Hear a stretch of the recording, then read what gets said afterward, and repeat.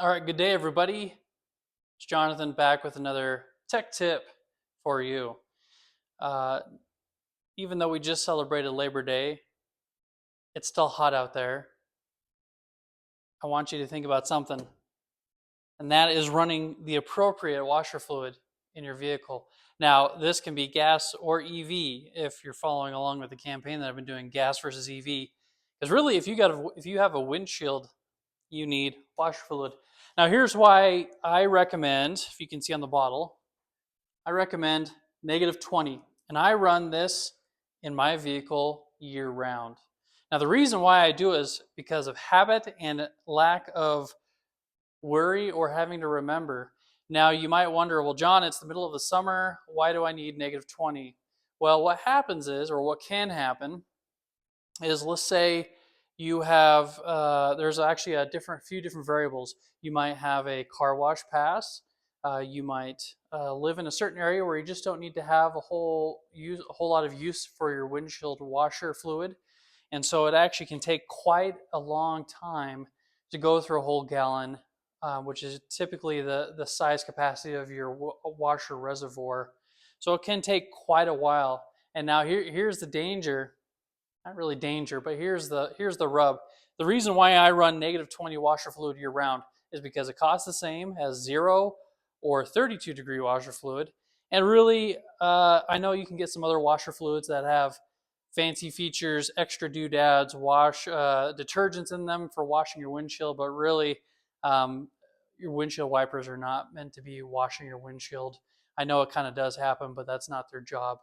So think about if you were to be running 32-degree or 0-degree washer fluid right now, and let's say it takes quite a while, what can happen is you can actually get caught in a situation where if you have not run through all of your washer fluid, or you habitually just get the same stuff, then when it actually gets cold and freezes, you're going to wind up with a frozen washer reservoir. You're going to go hit the button and nothing's going to come out of your washer nozzles, and that is a problem.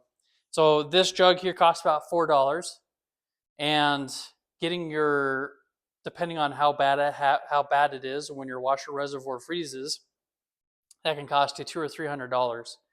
Depends on if you need a new washer reservoir because it froze and expanded and cracked. Most of the time, I end up replacing washer pumps. Depends on if your washer lines that go from your pump all the way up to your washer nozzles, all the way to the back window. All of those things, those are all factors that can be impacted by running a improperly weather suitable washer fluid. So your tech tip for the day, just always run -20. It's always available.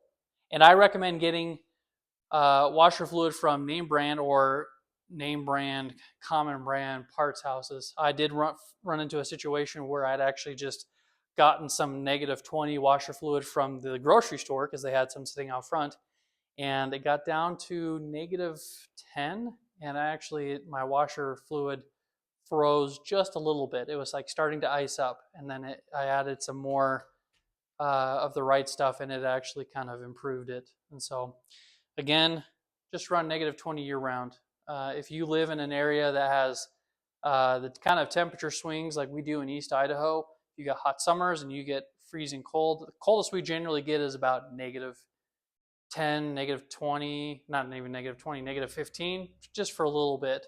But just that little bit can be enough to cause you a lot of headache. So just spend actually the same amount of money. If you're buying your own washer fluid, just spend the same amount of money and just get the -20 all the time, and then you never have to think about it ever again.